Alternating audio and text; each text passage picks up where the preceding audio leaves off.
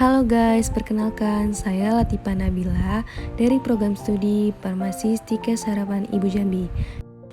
Nah, pada video kali ini saya akan menjelaskan kepada teman-teman tentang patofisiologi hipertensi dan sistem renin-angiotensin. Sebelumnya, kita harus mengetahui dulu apa itu hipertensi. Hipertensi adalah suatu kondisi ketika tekanan darah terhadap dinding arteri terlalu tinggi. Biasanya hipertensi didefinisikan sebagai tekanan darah di atas 140/90 mmHg dan dianggap parah jika tekanan darah di atas 180/120 mmHg. Berikut adalah skema gambar dari patofisiologi hipertensi. Ada 6 faktor yang mempengaruhi meningkatnya tekanan pembuluh darah. Yang pertama yaitu asupan garam berlebihan. Menurut Badan Kesehatan Dunia yaitu WHO, merekomendasikan pola konsumsi garam yang dapat mengurangi risiko terjadinya hipertensi. Kadar sodium yang direkomendasikan adalah tidak lebih dari 100 mmol per hari. Konsumsi natrium yang berlebih menyebabkan konsentrasi natrium di dalam cairan ekstrakurikuler meningkat. Meningkatnya volume cairan ekstrakurikuler tersebut dapat meningkatkan volume darah sehingga berdampak kepada timbulnya hipertensi.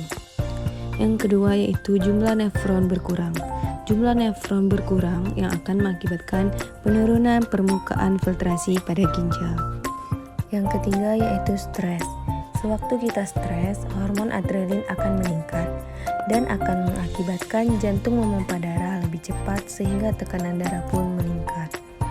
Stres dapat menyebabkan 3 hal. Yang pertama, penurunan permukaan filtrasi, aktivitas berlebihan saraf, dan renin-angiotensin berlebihan. Jika 3 hal ini dibiarkan terus-menerus, maka akan meningkatkan kontraktilitas dan curah jantung pun ikut meningkat. Yang keempat yaitu perubahan genetis. Perubahan genetis dapat menyebabkan perubahan membran sel yang berkonstriksi fungsional dan hipertrofi struktural. Jika 2 hal ini dibiarkan terus-menerus, maka akan meningkatkan tahanan perifer. Yang kelima yaitu obesitas. Obesitas dapat memicu terjadinya resistensi insulin dan hipersulinemia, yang jika dibiarkan akan meningkatkan hipertrofi struktural. Jika dibiarkan terus-menerus, maka akan membentuk tahanan perifer. Yang keenam yaitu bahan-bahan yang berasal dari endotel, yang dapat membentuk hipertrofi struktural. Jika dibiarkan terus-menerus, maka akan membentuk tahanan perifer. Selanjutnya sistem renin-angiotensin, yang merupakan untuk mengatur tekanan darah. Enzim renin bekerja sama dengan hormon aldosteron dan angiotensin, lalu membentuk suatu sistem yang dinamakan renin-angiotensin aldosteron system atau RAAS.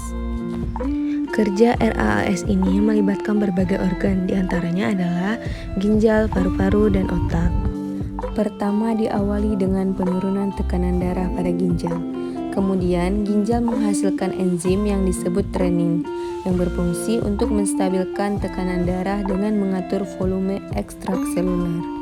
Setelah renin dihasilkan, maka ginjal akan melepaskan renin untuk menuju ke hati atau liver, sehingga terbentuklah angiotensinogen. Setelah renin dan angiotensinogen bertemu di hati atau liver, maka terbentuklah angiotensinogen 1. Angiotensinogen bersirkulasi dengan melewati paru-paru dan bertemu AC untuk menghambat pembuluh darah di tubuh. Maka tubuh akan memproduksi angiotensin 2.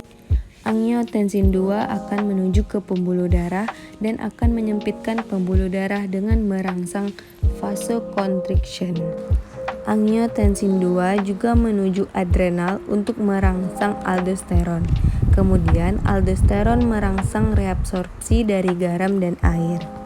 Jika reabsorpsi terus terjadi, maka akan mengakibatkan terjadinya peningkatan tekanan darah. Dan tekanan darah akan mencapai batas normalnya kembali. Sekian penjelasan dari saya, semoga bermanfaat untuk teman-teman semua. Terima kasih. Bye-bye.